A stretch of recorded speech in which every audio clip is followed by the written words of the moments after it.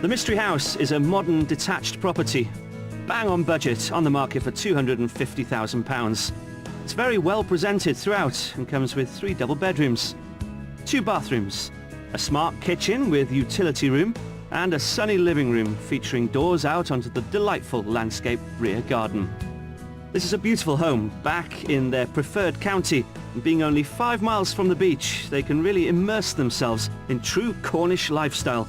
However, they may have to rent land again, but can they do without acres of turf in their backyard to get that bit closer to the sea and the surf? I liked it here. I thought it was grand when we walked up. Wasn't what I expected at all. I love it. It's a nice house, nice size, nice space. It's got everything we need inside. And if I could commandeer the study as well from a music room with all the storage is great. Well, the house has got mostly what we need. Music room for me. I'll have the bedroom next door. You can have the rest. What do you reckon? Do I get the kitchen for the cooking? Well, I usually cook, but yeah, if you like. All right then, done deal. Oh, this is life. I don't know about them, but I can imagine living here. Take your time, I'm having the time of my life. Hold on.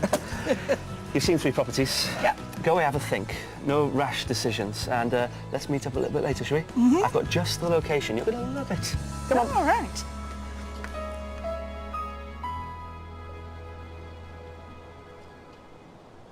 Cornwall's history is intrinsically linked to the sea. And one feature on the Cornish waters has long been the pilot gig boat. An oar-powered vessel for 6 people, the gig was once used for ferrying pilots to ships in distress and is recognised as one of the earliest lifeboats. Recorded rescues of this type date back to the 1700s, but the practice virtually died out as engines replaced oars in the 19th century. However, the gig boats are still making waves today, as they're now used for sport. During our house hunting week, I met up with veteran gigsman John Cuttill, who's the chairman of Newquay Rowing Club, the oldest gig club in the country. Tell me a bit about the history of the pilot gig. Well, they were in their heyday when the merchant sailing vessels were plying around the coasts of the UK and further afield. There were no ways of communicating, only semaphore, and the gig would go out and meet the oncoming sailing vessel and find out what they wanted, and the result was that it developed into a bit of a competition because the one that got there first sometimes had the job, hence the racing. Ah, so that's how the gig That's how it, yes, it was a natural thing, you see. And what do you get out of it personally? Well, there is the thrill of the competition and the togetherness of the crew. It's very much a team job, and you're all part of it. And the conditions are never the same. They're always changing. You never go out and it's exactly the same. Well, there's a race scheduled later today, but before the competition kicks off, I've been invited to take my maiden voyage in the oldest surviving pilot gig in Newquay. Boats are traditionally 32 foot long, 5 foot wide, and made from Cornish elm. And this one was built back in 1812, but thankfully it's still in ship-shape condition, having recently been restored. Though true seaworthiness depends on the ability of the rowers. Uh-oh, I guess it's up to me to ensure we don't capsize. I'm taken to the waters alongside the women's crew, and they're putting me right up the front. So with both feet on the stretcher, both hands on the oar, here we go. Stand by then, And go. then you just pull with your feet, push with your legs, back, Slowly. and you pull with your outer arm. Legs. And then it should go. Yeah, Here she's going. she is going. I may make it look like a breeze, but this is seriously hard work. So before my arms drop off, we're heading back to shore where the teams are preparing for the competition. The race takes place over a triangular course in Newquay Bay, and today, the men are competing. It may be a modern day sport, but the roots are very much anchored in the past, as all racing gigs are based on a boat that was designed and built back in 1838. Throughout the world, there are only around 100 clubs, and they're mainly concentrated within Cornwall and the Isles of Scilly, and the sport is governed by the Cornish Pilot Gig Association. It's possible for good crews to reach speeds of up to 9 knots. But I tell you, after all that exertion, it's only fitting to celebrate back at the clubhouse with a well-earned drink or two, and of course to sing traditional sea shanties like sailors. Hey, one little mermaid, 2 little mermaids, they came after me. I loved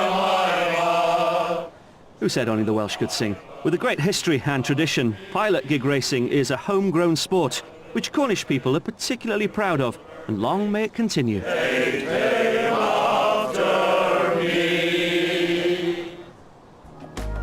house tour is now over, and we've shown Carol and Elizabeth 3 very different options, so there's plenty to consider.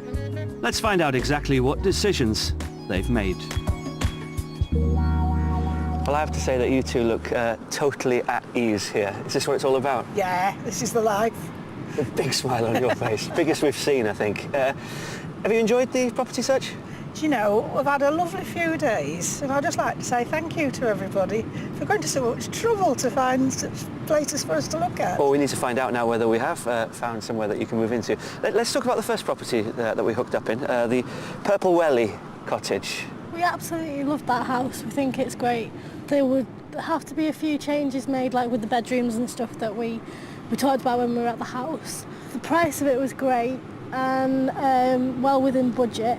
One thing that we thought we might be able to do is if we bought that house, instead of buy the land which took us over budget, would maybe look for some land that we could just rent maybe that's nearby. So that's an option we could do. Well, let's talk about the bungalow with the loads of land. Realistically, that was the one that ticks most of our boxes. However, it was still over budget.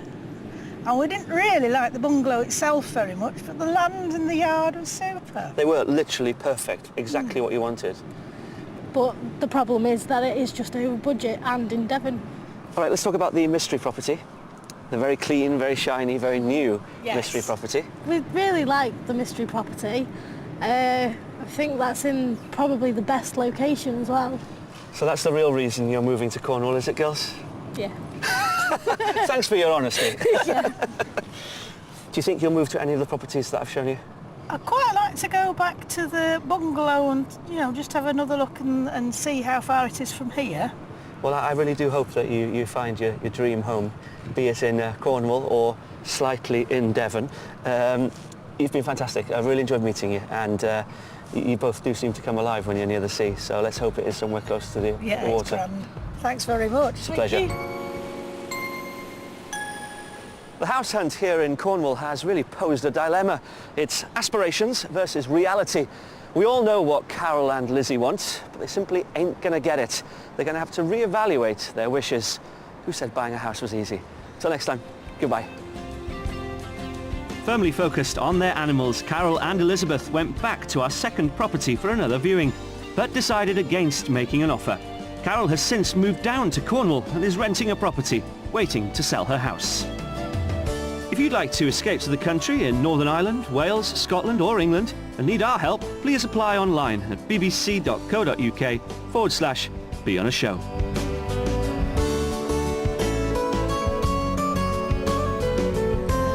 BBC One prepares for this afternoon's showdown with the lady herself. If you've been away from the planet for some time, let me tell you the weakest link's on today at 5:15. Well, on BBC Two now, they're rooting around another celebrity attic.